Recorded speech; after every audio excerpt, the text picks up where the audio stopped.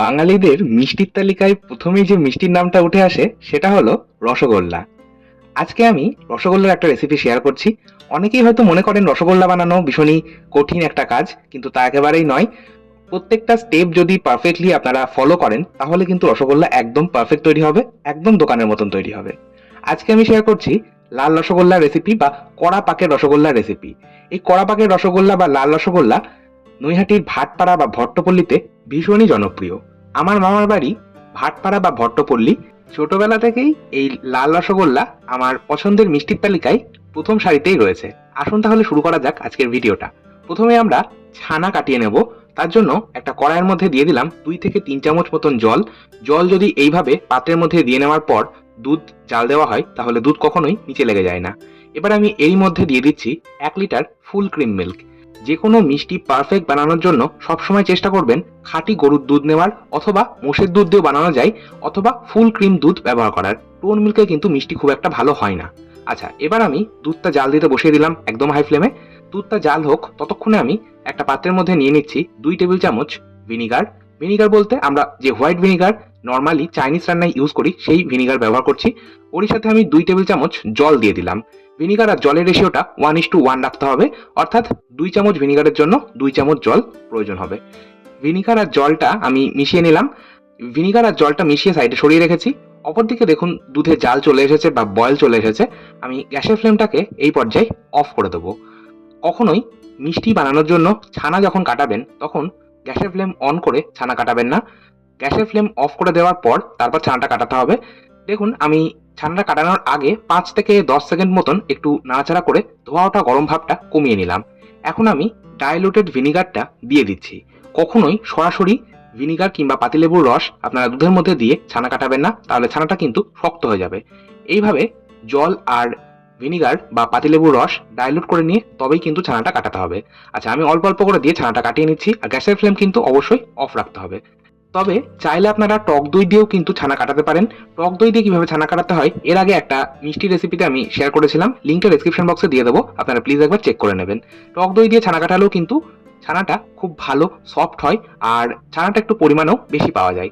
আচ্ছা, ছানাটা দেখুন কেটে গেছে। আমি একটা বড় পাত্রের মধ্যে একটা ছাঁকনি নিয়েছি, আর ছাঁকনির উপর একটা সাদা রুমাল নিয়েছি। এই সাদা সুতির রুমালের মধ্যেই আমি এই ছানা কাটিয়ে নেওয়া জলটা বা ছানাটা দিয়ে দিলাম। এবার আমি নর্মাল টেম্পারেচারে থাকা জল দিয়ে ছানাটা একটু ধুয়ে নেব।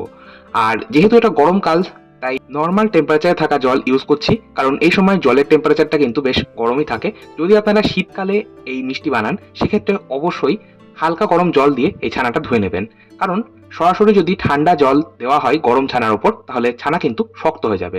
আচ্ছা, আমি ছানাটা ধুয়ে নিলাম, যেহেতু এটা ভিনিগার দিয়ে কাটিয়েছি। আর যদি আপনারা টক দই দিয়ে ছানা কাটান সেক্ষেত্রে না ধুলেও হবে। আচ্ছা, আমি এবার এটা একটা পুটলি মতন করে ওপরে 30 মিনিটের জন্য ঝুলিয়ে দিলাম। কোনো উঁচু জায়গায় এইভাবে 30 মিনিট ঝুলিয়ে রাখতে পারেন, আবার চাইলে আপনারা এটা কোনো ভারী কিছু দিয়ে চাপা দিয়ে রাখতে পারেন 30 মিনিটের জন্য, তাহলেও কিন্তু সম্পূর্ণ জলটা ঝরে যাবে। আর ছানা কাটানোর জলটা ফেলে দেওয়ার প্রয়োজন নেই, আপনারা রান্নায় ইউজ করতে পারেন, অথবা আটা ময়দা মাখাবার কাজেও কিন্তু ইউজ করতে পারেন। সেক্ষেত্রে রুটি পরোটাগুলো ভীষণই সফট হয়। আচ্ছা, এবার আমি 30 মিনিট পর চিনি শিরা বা চাটনি তৈরি করব। তার জন্য একটা কড়াইয়ের মধ্যে নিয়ে নিচ্ছি হাফ কাপ পরিমাণে চিনি। ওজন হিসেবে বললে 100 গ্রাম চিনি রয়েছে। গ্যাসের ফ্লেমটাকে হাই ফ্লেমে রেখে আমি চিনিটা সম্পূর্ণ ক্যারামেলাইজ হতে দেবো। দেখুন চিনিটা যখন এইরকম মেল্ট হতে শুরু করবে তখন 2 থেকে 3 চামচ মতন জল দিয়ে দিচ্ছি। গ্যাসের ফ্লেমটা কিন্তু অবশ্যই হাই ফ্লেমে রেখে চিনিটা মেল্ট করতে হবে, তাহলে কিন্তু এইরকম ক্যারামেলাইজ লালচে রংটা আসবে। দেখুন ধীরে ধীরে চিনি কিন্তু সম্পূর্ণ মেল্ট হয়ে গেছে। আমি এবার এর মধ্যে দিয়ে দিচ্ছি 1 কাপ পরিমাণে জল। এবার আমাদের লাল রসগোল্লা বা ক্যারামেলাইজ রসগোল্লা কিংবা কড়া পাকের রসগোল্লার জন্য ক্যারামেলাইজ সিরাপ তৈরি। এবার আমি চিনির শিরা বা চাশনিটা তৈরি করব রসগোল্লার জন্য। তার জন্য দিয়ে দিচ্ছি 1 কাপ পরিমাণে চিনি, আর ওই একই কাপ মেপে আমি দিয়ে দেবো 3 কাপ জল। এই পর্যায়ে আমি 3 কাপ জল ব্যবহার করছি, তবে 1 কাপ চিনির জন্য কিন্তু আমাদের প্রয়োজন 4 কাপ জল। আমি 1 কাপ জল পরে ব্যবহার করব। প্রথমে 3 কাপ জল দিয়ে চিনির শিরা বা চাশনিটা তৈরি করছি। দেখুন গ্যাসের ফ্লেমটা হাই ফ্লেমে রেখে আমি চিনি শিরাটা তৈরি করব। আর রসগোল্লার জন্য চিনি শিরা কিন্তু একদম পাতলা শিরা তৈরি করতে হবে। কোনো রকম একতার বা দুতারের শিরা কিন্তু একদমই তৈরি করলে চলবে না। আচ্ছা, দেখুন এইরকম যখন বয়েল আসতে শুরু করবে আমি এই পর্যায়ে দিয়ে দিলাম 2 থেকে 3 চামচ মতন দুধ। ফুটন্ত চিনি শিরায় যখন এইভাবে দুধ দেওয়া হবে তখন দেখবেন ধীরে ধীরে চিনির মধ্যে থাকা ময়লাটা এইভাবে ওপরে উঠে আসবে, আর ধীরে ধীরে কড়াইয়ের সাইডে জমতে থাকবে। আর এই সম্পূর্ণ চিনির মধ্যে থাকা ময়লা বা ইমপিউরিটিটা আমাদের কিন্তু অবশ্যই ফেলে দিতে হবে। চিনি শিরা বা চাশনিটা কিন্তু এখন একদম ক্রিস্টাল ক্লিয়ার, মানে একদম পরিষ্কার বা স্বচ্ছ। আমি এই পর্যায়ে দিয়ে দিলাম 3 থেকে 4টে থেতো করে নেওয়া ছোট এলাচ। ফ্লেভারের জন্য দিচ্ছি, আপনারা চাইলে নাও দিতে পারেন। গ্যাসের ফ্লেমটাকে আমি এবার একদম লোতে করে রসগোল্লাগুলো তৈরি করে নেব। দেখুন ছানার থেকে সম্পূর্ণ জল কিন্তু ঝরে গেছে। তবে একটা জিনিস খেয়াল রাখবেন, রসগোল্লা বানানোর জন্য ছানা কিন্তু একদম জল নিংড়ে বা শুকিয়ে নিলে হবে না।